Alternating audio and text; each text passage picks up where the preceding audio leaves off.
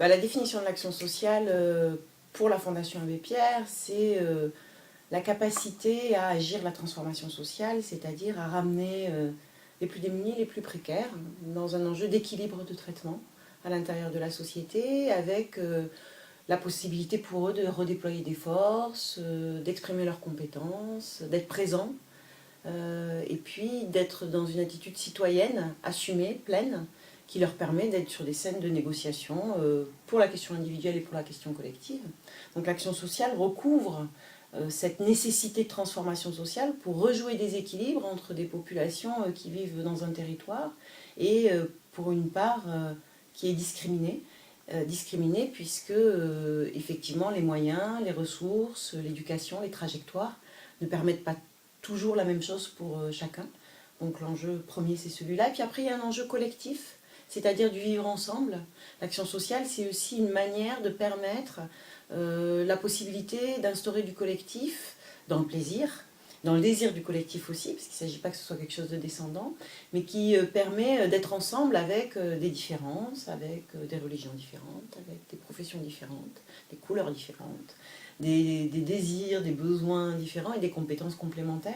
Et ça vient réguler et permettre que chacun puisse trouver sa place dans la société. En France, on mélange beaucoup action sociale et travail social, c'est-à-dire qu'il y a eu à un moment donné, à partir des années 80, une espèce de confusion avec une stratégie politique très forte pour faire monter l'action sociale associative de la société civile, ce qu'on appelle aujourd'hui la société civile, du caritatif, qui avait plutôt une capacité d'expérimentation et plutôt une capacité à aller dans les interstices de ce que faisait pas la puissance publique autour de son travail social organisé, notamment par la polyvalence de secteur et qui est étroitement liée à l'habitat. Donc il y a eu une espèce de mélange avec tout à coup un investissement dans l'associatif de la part de la puissance publique, de la subvention de plus en plus importante, des choses très intéressantes autour des quartiers populaires et aussi autour de la question de l'errance et des sans-domicile, et en même temps quelque chose qui a dégradé quelque part cette notion d'action sociale qui est beaucoup plus globale et beaucoup plus ouverte que le travail social et qui concerne la citoyenneté, qui concerne les citoyens dans leur entièreté, individuellement et collectivement. Et du coup, par ce prisme-là, on a aussi peut-être déshabillé les citoyens de cette pensée, de cette nécessité à être et à faire avec les autres, parce qu'il y avait des services désignés, des acteurs de la puissance publique ou associative désignés, qui tout à coup prenaient le relais de cette nécessité de position citoyenne et qui du coup, à un moment donné, a fait perdre pied à la société de ce point de vue-là. Alors aujourd'hui, on retrouve beaucoup par des mouvements dits de la société civile, alors il est très usé ce mot-là en ce moment, donc je ne sais pas s'il faut l'utiliser encore, mais en tout cas par les citoyens qui vivent dans le territoire, d'organiser au-delà des clous, de ce qui est posé par la puissance publique, des actions à l'attention de ce rééquilibrage et de cette bientraitance de personnes ou de collectifs de personnes qui sont oubliées dans les dispositifs publics et par la puissance publique. Donc il y a un enjeu qui est en train de se renouveler avec des formes différentes et ce n'est pas inintéressant. La question de la territorialité, c'est une question qui est effectivement à double niveau. Il y a, à partir des années 80, une déconcentration et une décentralisation des pouvoirs de la puissance publique qui irrigue les territoires, des territoires qui prennent du pouvoir et de la force et des moyens pour répondre en termes d'action sociale à des problématiques de public. Il y a aussi quelque chose qui est très fort à ce même endroit, c'est qu'on essaye de sortir de la spécialisation de la réponse en termes d'action sociale et de travail social. Bon, on devient un peu généraliste, les associations deviennent généralistes. En même temps, il y a des filières différentes. Et puis, il y a un troisième levier qui est important, c'est que d'un point de vue sociologique et des trajectoires des habitants de la France, il y a quelque chose qui change sur le rapport de l'individu au collectif, où tout à coup, le micro-collectif, ce qu'il se passe à côté de chez moi, devient très important.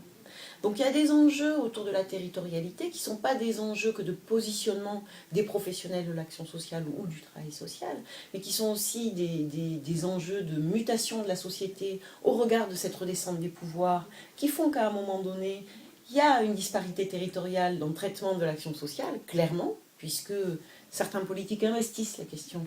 du rééquilibrage des droits, d'autres moins, et c'est un vrai sujet. Et puis il y a aussi des intérêts sociologiques sur la manière dont on se conçoit, qu'est-ce que la famille, c'est quoi la famille monoparentale, est-ce que la famille c'est la famille du sang ou est-ce que c'est les amis, est-ce que on a besoin du dehors pour vivre ensemble ou pas, est-ce qu'on sort aussi un peu de cette pensée individuelle, de la réussite individuelle, de la trajectoire individuelle face à la diminution du travail pour être dans une activité de ce qu'on pourrait appeler du lien social qui peut substituer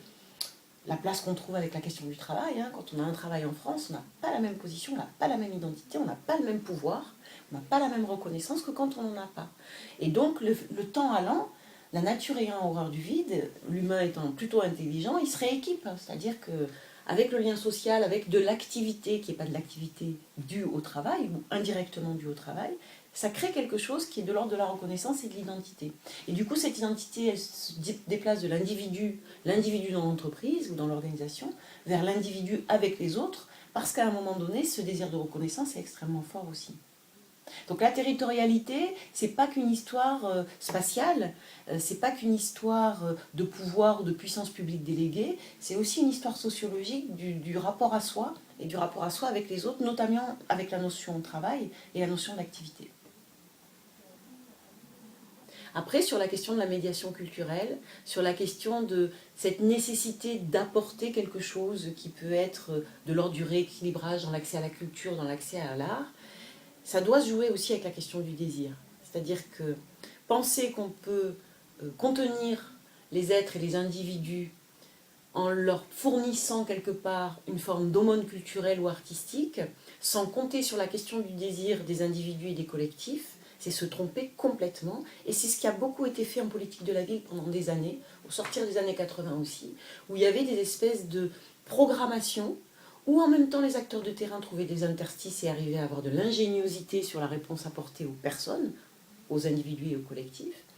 mais en même temps où c'était extrêmement descendant. C'est-à-dire que la question de l'art et de la culture, c'est la question du désir.